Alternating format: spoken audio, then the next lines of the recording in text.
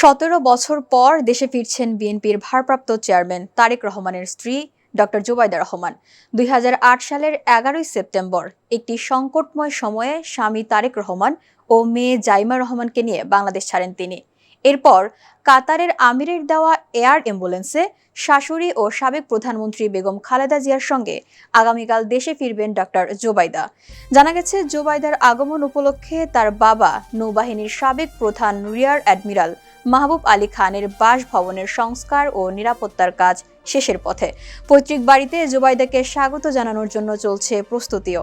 এরই মধ্যে পুলিশ ও গোয়েন্দা সংস্থার কর্মকর্তারা বাড়িটি পরিদর্শন করেছেন এবং তার নিরাপত্তার জন্য প্রয়োজনীয় ব্যবস্থার রূপরেখা দিয়েছেন।